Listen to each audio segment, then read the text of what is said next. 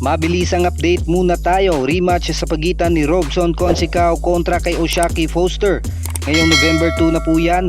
Idedepensa ni Robson Consicao ang kanyang titulong WBC Super Featherweight belt. Matatandang naagaw nito ang titulo kontra kay Oshaki Foster sa kanilang naging huling laban sa isang split decision nito lang nakaraang July. Matatandaang napaiyak si Oshaki Foster sa naging hatol ng mga hurado sapagkat kung napanood nyo po ang laban ay dikit ang kanilang naging laban hanggang 12 rounds. Kaya naman nag-utos ang WBC para sa kanilang rematch. Ito ang isang matinding laban na aabangan sa Super Featherweight. Undercard sa laban si Raymond Muratalia kontra kay Jesus Perez. Undercard din sa laban si Abraham Supernova kontra kay Humberto Galindo.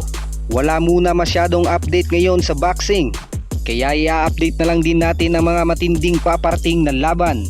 November 9 gaganapin sa Wells Fargo Center sa Philadelphia. Undefeated IBF welterweight champion na si Jaron Boots Ennis idedepensa ang titulo kontra kay Karen Chukadjan. Co-main event dyan ang bakbakang Jesse Bam Rodriguez kontra kay Pedro Guevara. Idedepensa nito ang kanyang titulong super flyweight belt. November 15 sa Arlington, Texas naman ipapalabas sa Netflix sagupaang Mike Tyson versus Jake Paul para sa 8th round heavyweight bouts.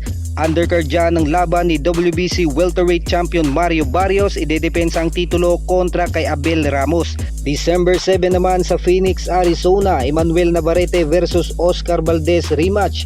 Idedepensa naman ni Navarrete ang kanyang titulo. Matatandaang tinalo na nito si Oscar Valdez sa kanilang unang laban.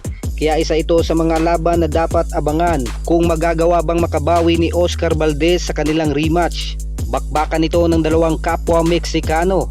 At sa paparating na December 21 Riyadh season sa Saudi Arabia, ipapalabas sa DAZN pay-per-view ang inaabangang rematch sa heavyweight division sa pagitan ni Tyson Fury versus Alexandre Usyk. Matatanda ang tinalo ni Usyk si Tyson Fury sa kanilang unang laban.